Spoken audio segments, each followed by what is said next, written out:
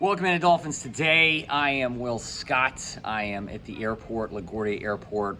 A little layover here, so wanted to get you guys an update on Tua Tagovailoa. Like I've said, regardless of where I'm at, I'm going to get you guys a video. Be sure to go down and subscribe to stay in the loop with the Dolphins. But we do have several positive updates this morning on Tua Tagovailoa, Dolphins quarterback. Of course, he was knocked out of the game yesterday, took that hard hit, his second hard hit in the last 5 days.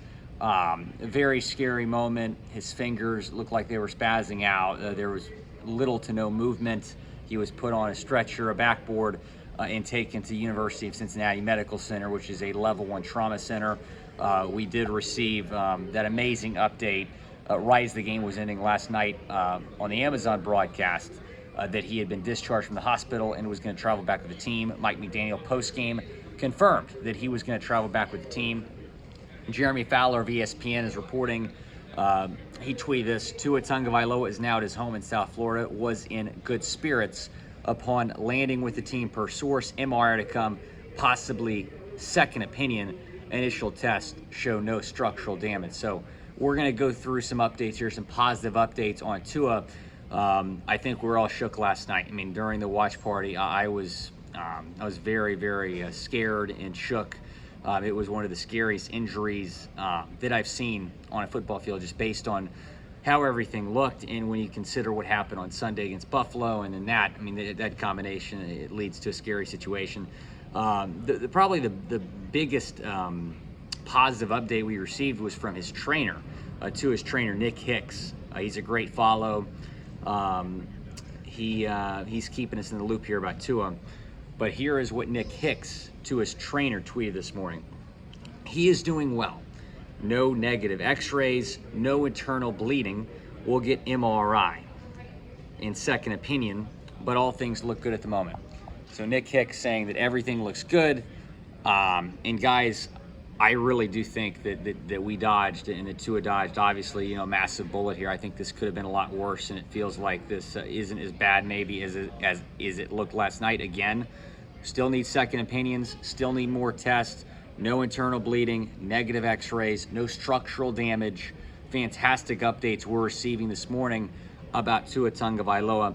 Guys, let me know, are you feeling better right now than you were last night? Y for yes, N for no. Go down. Let me know how you're feeling this morning now that we know a lot more than we did last night about Tua Tagovailoa. But I think last night all of us were concerned that this might be a potential season ender and a career-threatening injury for Tagovailoa. Mike Garafolo of NFL Network tweeted this: MRI to check on his neck today, and he will obviously continue to be monitored, but all indications for Tagovailoa are positive at the moment. Positive update after positive update this morning that we've been seeing on Twitter. Josina Anderson tweeted this: I'm told Dolphins QB Tua Tagovailoa traveled back with the team in a neck brace. All initial scans were negative, nothing broken. We'll have MRI when he gets back, per league source. I'm told Tagovailoa was comforted by having family at the game and at the hospital. So Tua's parents, as we saw on Twitter, were at the game last night, so you can imagine that was a scary situation for them. I think about how scared we were, and then try to put yourself in his parents' shoes. And he has an amazing family. So luckily, again, all the updates we're receiving this morning are pretty positive. Bleacher Report tweeted this: as we all know, the NFLPA is investigating the Dolphins for their handling of the concussion check last Sunday against Buffalo. He was wobbly getting off the field after he hit his head hard. It later came out that it was a back injury, but the NFLPA is investigating that process. The NFLPA said this morning, that it will pursue every legal option as it investigates whether Tua Tagovailoa should have played on Thursday night. That coming from Bleacher Report. So again, Tua was taken to University of Cincinnati Medical Center last night, discharged. Mike McDaniel, sorry, I'm at the airport. And I don't know if y'all could recognize me with the glasses, but I look a little bit different with glasses, I've been told. So this is still your boy, Willie Fins, reporting here from LaGuardia Airport. Sorry about this. But Mike McDaniel said last night that Tua suffered a concussion and, quote, nothing more. He is in concussion protocol. So Mike McDaniel confirming that Tua Tagovailoa has suffered a concussion. And McDaniel also added in his press conference last night that he is 100% certain that Tua did not suffer a concussion last week. And Mike McDaniel, I feel like, is under unnecessary heat right now. Look, he's listening to the medical team, right? I mean, if the medical team's going to clear Tua, if Tua's saying, I want to play, Mike McDaniel's going to play Tua, man. I mean, that's the medical team's job, the doctor's job to clear Tua. And it is worth noting again, is the Dolphins medical team is also under a lot of heat right now, that a third-party doctor had to clear Tua last week. This is not the Dolphins medical team that, might be biased, saying, oh, no, Tua, you're good to go back in the game. This is an independent neurologist that is saying he can go back in the game. I'm talking about the Buffalo game, of course. Barry Jackson of the Miami Herald, one of my favorite followers on Twitter, he said this last night. I think he hit the nail on the head. Independent neurologist cleared him last week.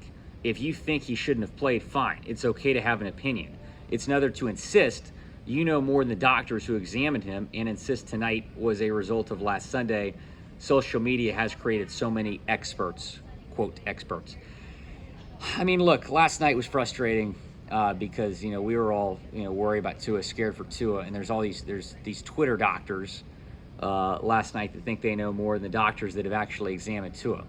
And it's one thing to rip the Dolphins medical team, but there's a lot of people ripping, or not maybe ripping, but criticizing and questioning the University of Cincinnati medical center for discharging Tua.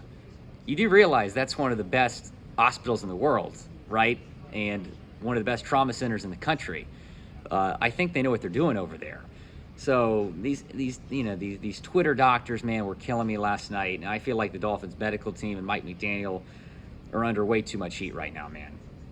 I do not, again, I'm not a doctor.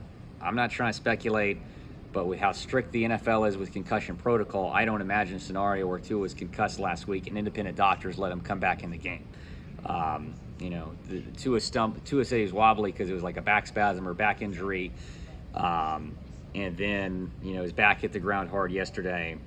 And we do have it confirmed that it was a concussion suffered yesterday. But all positives that we're receiving this morning, it's great to keep hearing this news rolling. We'll continue to keep you posted here on Dolphins Day with everything that we're hearing. Go down, subscribe to the channel.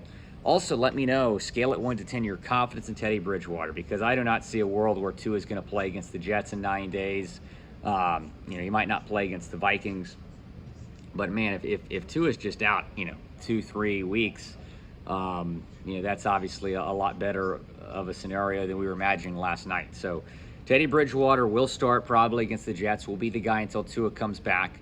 But let me know your confidence level. I thought Teddy was playing all right last night until that interception. I think he did a serviceable job.